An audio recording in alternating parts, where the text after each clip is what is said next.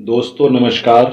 मैं आपका अपना देवा आज फिर से हाजिर हूँ इतिहास की रोचक और तथ्यागत जानकारी लेकर। आप सभी का आपके अपने YouTube चैनल देवा नॉलेज ब्लॉग्स पर पुनः स्वागत है। मेरे वीडियो देखने के लिए, लाइक करके मेरा मनोबल बढ़ाने के लिए आप सभी को बहुत बहुत धन्यवाद, शुक्रिया। दोस्तों, आज हम हिंदू संस्कृति के एक ऐसे इतिहास से पर्दा उठाने का प्रयास कर रहे हैं जिसमें बहुत सारी जानकारियां आप तक पहुंचेंगी। आपने कभी सोचा है कि जिस गंदगी को, जिस मैले को हम छूना भी पसंद नहीं करते, उसी मैले को और गंदगी को साफ करने वाली झाड़ू लक्ष्मी का स्वरूप कैसे हो गई या लक्ष्मी कैसे बनी? अब आप कहेंगे झाड़ू से सफाई होती है और साफ सफाई में लक्ष्मी का वास होता है, इसलिए उसे लक्ष्मी का स्वरूप कहते हैं। सफाई तो पोंछे से भी होती है और आजकल तो सफाई करने के बहुत तेरे साधन हैं, लेकिन उनकी पूजा तो नहीं की जाती, उन्हें तो लक्ष्मी का स्वरूप नहीं माना जाता। क्यों? हमारे किसी भी वेद, शास्त्र और पुराण में झाड़ू को लक्ष्मी नहीं बताया गया है। हाँ, कुछ धर्मशास्त्री मत्स्य पुराण का हवाला जरूर देते हैं कि उसमें झाड़ू को लक्ष्मी स्वरूप बताया गया है, क्योंकि यह साफ सफाई करके दरिद्रता का नाश करती है। अब आते हैं असली बात पर। दोस्तों, 1519 ईस्वी से पूर्व हमारे भारतवर्ष में भंगी जाति का कोई इतिहास नहीं था। भंगी नाम की कोई जाति नहीं थी। सिर्फ चांडाल व डोम जाति को ही शमशान पर अंतिम क्रिया करने व सफाई कार्य करने की जिम्मेदारी थी, लेकिन सर पर रखकर मेला ढोने का कार्य या सर पर उठाने का कार्य वो भी नहीं करते थे, क्योंकि ऐसा कोई कार्य कराना हमारी संस्कृति में नहीं था और हमारी शौचालय निर्माण की जो व्यवस्था है वो बहुत उन्नत थी। उसकी पद्धति बहुत उन्नत थी, जिससे भारत में शौचालय निर्माण का कार्य किया जाता था। 1519 ईस्वी के बाद हमारे देश में एक और जाति का उदय हुआ, जिन्हें भंगी, वाल्मीकि या हरिजन कहा जाता है। भंग शब्द से भंगी बना। भंग का अर्थ है अलग, पृथक कर देना, अशुद्ध कर देना या निष्कासित कर देना या खत्म कर देना। अब इनको समाज से भंग क्यों किया गया, अलग क्यों किया गया, उनका मैंने जितना अध्ययन किया है उसके हिसाब से अपनी बुद्धि और विवेकानुसार जानकारी देने का प्रयास कर रहा हूं।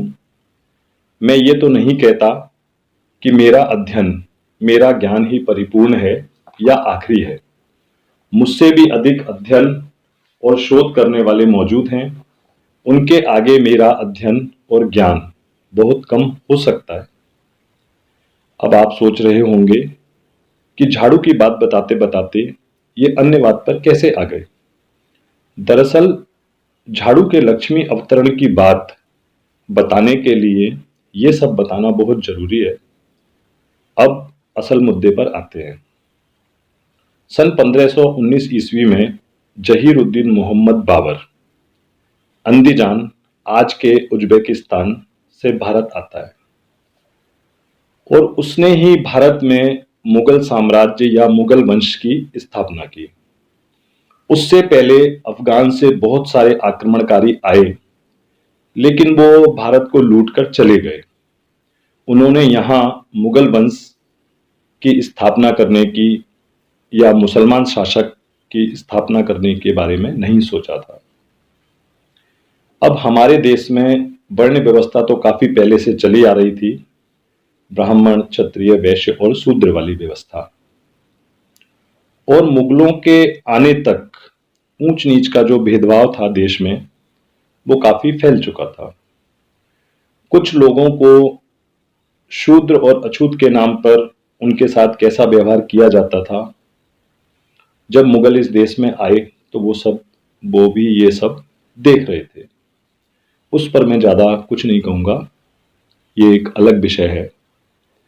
तो जब मुगल इस देश में आए और उन्होंने देखा कि कर्म के आधार पर इस देश में ऊंच नीच का भेदभाव होता है और भेदभाव वाले समाजों को, जातियों को अलग बस्तियां बसाकर रहना पड़ता है, उन्हें मुख्य धारा से दूर रखा जाता है।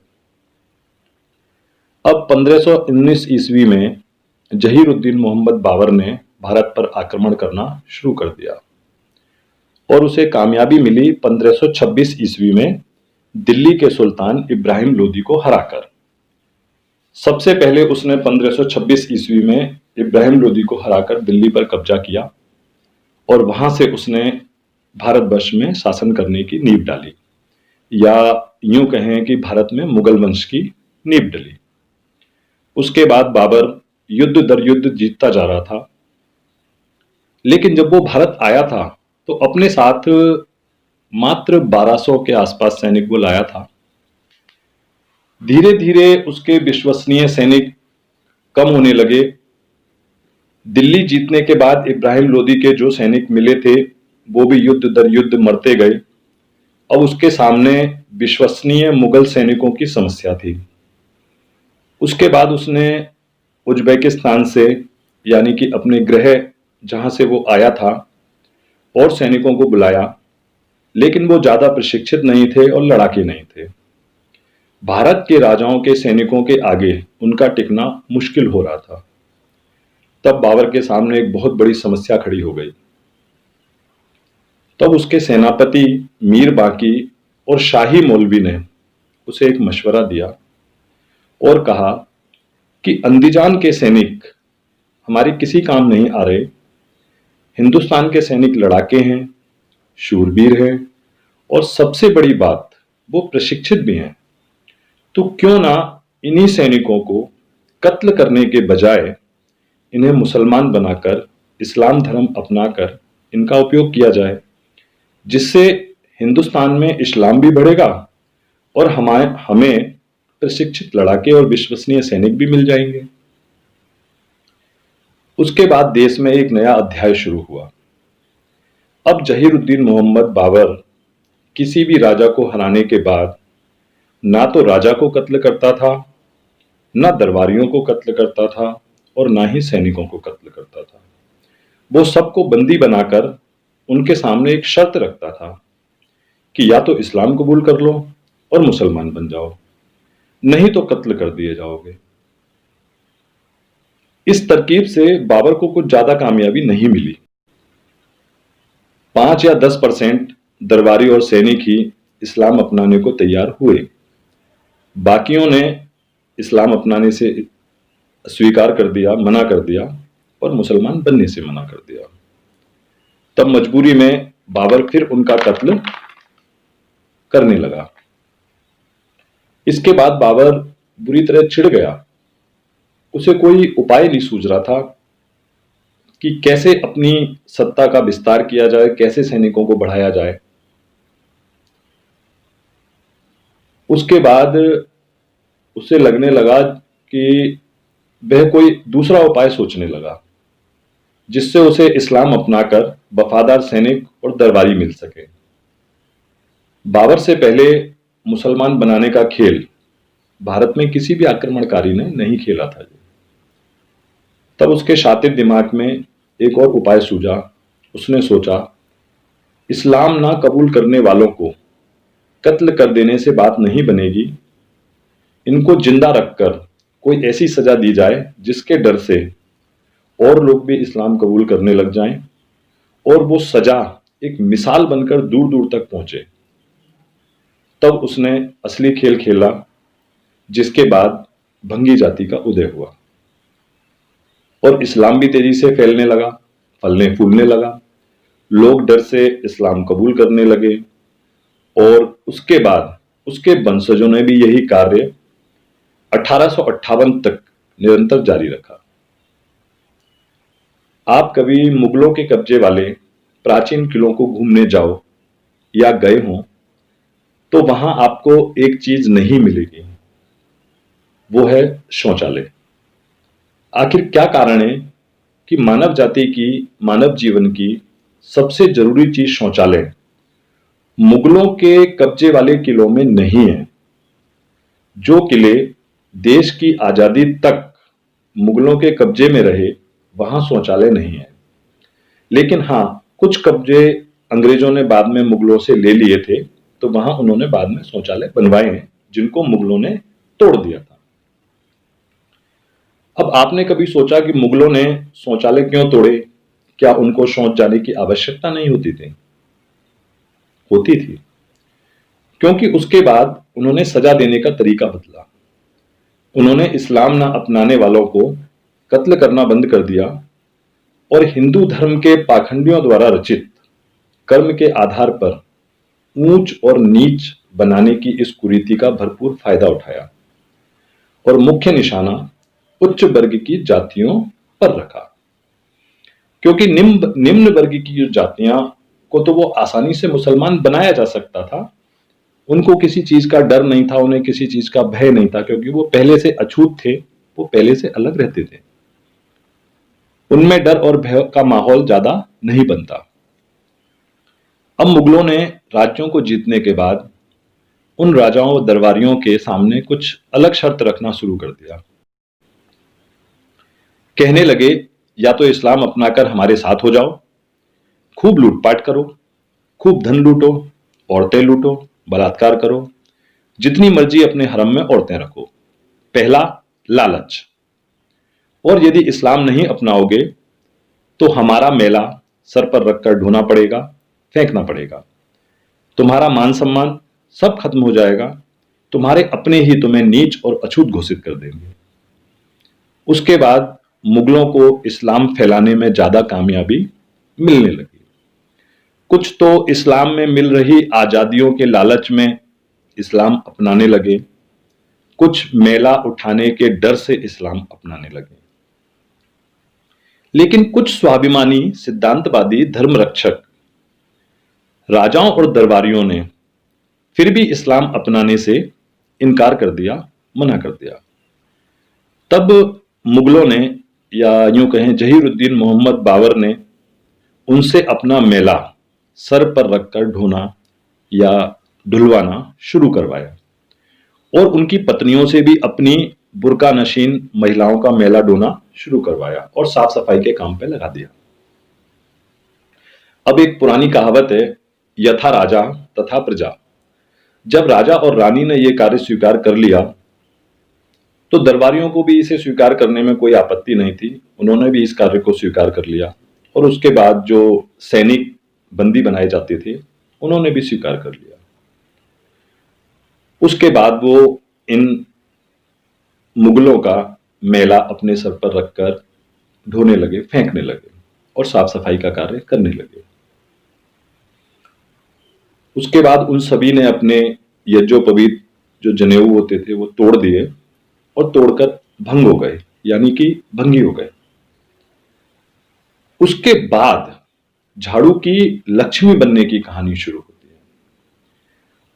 अब जब उस मुगल दरबार में या महल में, जिस महल को मुगलों ने हिंदू राजाओं से जीता था, उसमें बाहर से कोई आम जनता का नागरिक, आम नागरिक उस महल में कुछ सामान या कुछ सप्लाई करने, कुछ सामान पहुंचाने आया करते थे, या दूसरे राज्यों के कुछ ऐसे लोग आया करते थे जहां अभी मुगलों का शासन नहीं था। तो उन लोगों को उन राजाओं की, अपने उन महान राजाओं की, धर्मरक्षक राजा की, रानी की कहानी मालूम थी कि उन्होंने इस्लाम अपनाना स्वीकार नहीं किया, बल्कि उन्होंने इन मलेच्छों का मेला ढूंढना स्वीकार किया।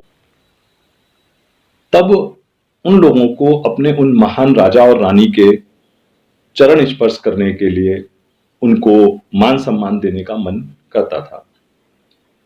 लेकिन वो ऐसा नहीं कर सकते थे, क्योंकि अगर वो ऐसा करते तो मुगल उन लोगों को जान से मार देते, क्योंकि मुगलों का मुख्य मकसद उन लोगों का मान सम्मान खत्म करके उन्हें अछूत बनाना था और वो लोग यदि ऐसा करते तो उनका मान सम्मान खत्म नहीं होता, यानी कि वो अपने मकसद में, असली मकसद में कामयाब नहीं होते। तब प्रजा और उन दरबारियों ने, जो महाराज के साथ ही मुगलों की विष्ठा उठाने का कार्य भी करते थे और जो बाहर से प्रजा आती थी, उन्होंने अपने राजा और रानी को पुकारने के लिए, उनको संबोधित करने के लिए एक शब्द निकाला। राजा के लिए उन्होंने जो शब्द निकाला वो था महत्व तर, और रानी के लिए उन्होंने जो शब्द निकाला वो था महत्व रानी। यानी महत्व तर का अर्थ था आपका महत्व हमारे दिल में आज भी अपने तारणहार का है, रक्षक का है, पालक का है, यानी कि तर का है।